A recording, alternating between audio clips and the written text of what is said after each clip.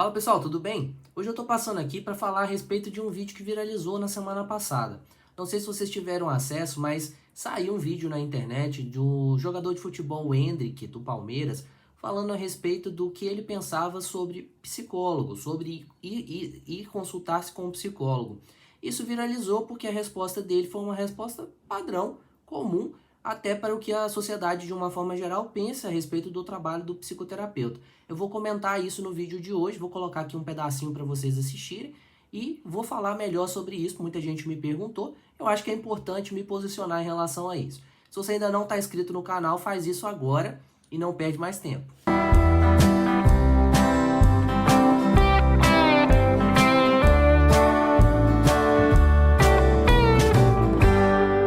Bom, vou colocar para vocês, para quem não teve a oportunidade de ver o vídeo, vou colocar para vocês o que o Endrick, jogador de futebol do Palmeiras, que está se transferindo para o Real Madrid, também da seleção brasileira, falou na semana passada a respeito, quando foi perguntado a respeito do trabalho do psicólogo, se ele iria a um psicólogo. Para mim, os psicólogos são minha família, tenho que falar. Meu psicólogo, primeiramente, é Deus. Eu não preciso abrir meu coração para mais ninguém. Se eu tenho Deus na minha vida, eu não preciso desabafar com outra pessoa que... Bom, o que eu penso a respeito? Primeiramente, o que eu penso a respeito do que ele falou? Não vejo nada demais, né? O Endrick é um menino ainda, tem 17, 18 anos, não sei ao certo. Mas a gente sabe que nessa idade a gente acaba reproduzindo muito das ideias que a gente tem no nosso ambiente, seja familiar, seja social, de uma forma geral. É muito pouco provável que o Endrick saiba realmente o que um psicólogo faz, o que um psicoterapeuta faz, como que ele trabalha. A ideia de eu não vou falar com um estranho sobre o que eu estou sentindo, a única pessoa que eu falo são com os meus familiares, com Deus. Essa é uma ideia muito comum, porque as pessoas, de uma forma geral, acreditam que ir no psicólogo é desabafar. E aí eu concordo com vocês. Se ir no psicólogo é desabafar, é melhor falar com alguém que você confia realmente, que você não esteja gastando um dinheiro para isso, né? Porém, o trabalho do psicólogo vai muito além disso. E eu imagino que, como eu disse, o Endrick ainda não teve oportunidade de entender como é que trabalha um psicólogo e quais são os benefícios que o trabalho do psicoterapeuta vai trazer para a vida e principalmente para a carreira dele. E eu vou falar um pouco mais sobre isso hoje, né? Primeiro de tudo, eu acho que a gente não tem que crucificar a pessoa, né? Como eu falei, é muito provável que ele esteja simplesmente reproduzindo alguma ideia que ele escutou em algum lugar. Como eu disse, muito pouco provável que ele entenda realmente, que ele já tenha ido a um psicólogo, pode ser que tenha ido, enfim, mas acho muito pouco provável que ele tenha compreendido exatamente como que é o trabalho do psicólogo. Tendo 17, 18 anos, a gente sabe que o desenvolvimento cerebral ainda não está completo. Isso só vai acontecer por volta dos 24, 25 anos. Se eu fosse ser julgado por todas as ideias e opiniões que eu tinha e eu falava com convicção quando eu tinha 17, 18 anos, muito provavelmente eu seria cancelado aqui hoje. Então acho que a gente não tem que pesar a mão, né? Como eu disse, é um menino que ainda está desenvolvendo e não falo por ele, mas falo por qualquer pessoa. Eu já atendi pessoas nessa faixa de idade, até mais novas, e a ideia, as ideias que a pessoa reproduz é basicamente o que eu disse, é basicamente o que a gente tem contato no nosso ambiente familiar, escolar, social, de uma forma geral. A ideia é que você, a partir de que vá desenvolvendo e vá tendo esse amadurecimento cerebral, você vá se munindo de mais informações e vá refinando a sua opinião a respeito das coisas, a respeito dos temas, das situações que nos competem no nosso dia a dia. Mas aí, falando a respeito da psicoterapia, acho que é importante a gente abordar esse tema até para as pessoas que nunca fizeram entender. A gente precisa quebrar esse mito que ir no psicólogo é simplesmente desabafar. Como eu falei anteriormente, se for para desabafar, você pode fazer isso com seu amigo realmente. Você pode fazer isso com pessoas que você tem um grau de intimidade maior. Mas ir no psicólogo, ir no psicoterapeuta, numa sessão clínica, vai muito além disso, né? A escuta ativa, que é quando o psicólogo está simplesmente te ouvindo, né? Quando você tá falando ali as coisas que você está sentindo, que você julga importante para a sessão, é só uma das técnicas que o psicólogo vai ter. E essa escuta é uma escuta diferenciada, sim, não se engane. A maior parte das pessoas, ela está conversando com a gente, mas ela não tem uma escuta diferenciada a respeito do seu problema, né?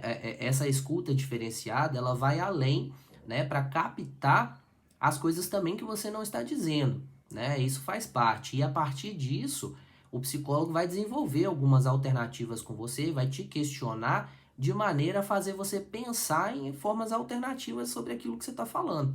Então, não se iluda. Não é simplesmente escutar. Se você está indo num profissional, se você vai num profissional que ele simplesmente te escuta, não te propõe alternativas, não te questiona, não te faz olhar as coisas de uma forma diferente, muito provavelmente você vai precisar conhecer um outro profissional. Então, ir a um psicólogo, ir a um psicoterapeuta clínico vai te ajudar em muitas questões da sua vida. Eu sempre falo que a psicologia, de uma forma geral, ela é uma área muito ampla, porém todas as áreas, todas as abordagens, todas as teorias, elas buscam, de uma forma geral, entender o funcionamento do ser humano, entender o nosso funcionamento cognitivo, a maneira como a gente pensa, entender a maneira como a gente sente as nossas emoções, entender a influência disso no nosso comportamento. Isso é parte fundamental de todas as abordagens da psicologia. Quando você vai a um psicoterapeuta clínico, ele vai te ajudar a entender esse funcionamento seu.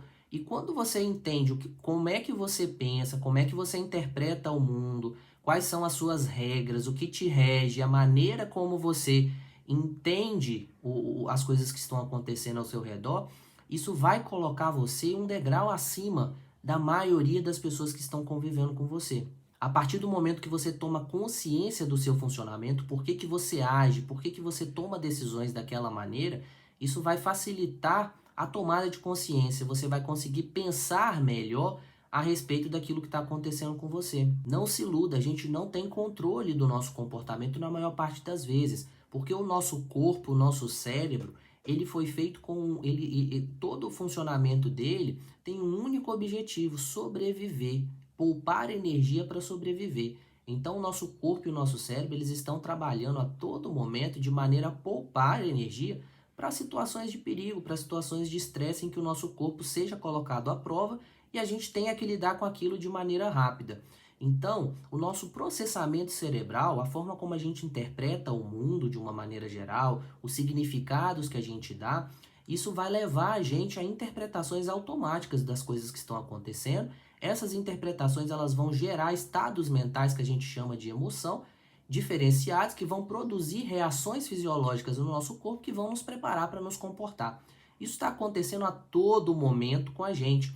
Então, entender o nosso funcionamento, entender como as coisas se dão, é parte fundamental de uma tomada de consciência de um comportamento mais assertivo, da gente conseguir ter mais capacidade de enxergar quais são as decisões que a gente precisa tomar naquele momento. Então, uma das coisas que aí eu já vou começar a citar aí alguns dos benefícios, né? A gente não separa corpo e mente, corpo e cérebro. Tá tudo interligado. O bem-estar o funcionamento ideal do nosso corpo depende de um funcionamento adequado da nossa cabeça, do nosso cérebro. E o funcionamento do nosso cérebro depende do nosso corpo saudável. Para isso, né, a gente tem as áreas do cérebro que trabalham interligadas pelas funções que a gente tem no nosso dia a dia, como os nossos movimentos, nossos comportamentos, os nossos pensamentos, as nossas falas. Tudo isso está sendo trabalhado e a gente não tem consciência disso, a gente não está vendo isso acontecer, mas está acontecendo no nosso cérebro.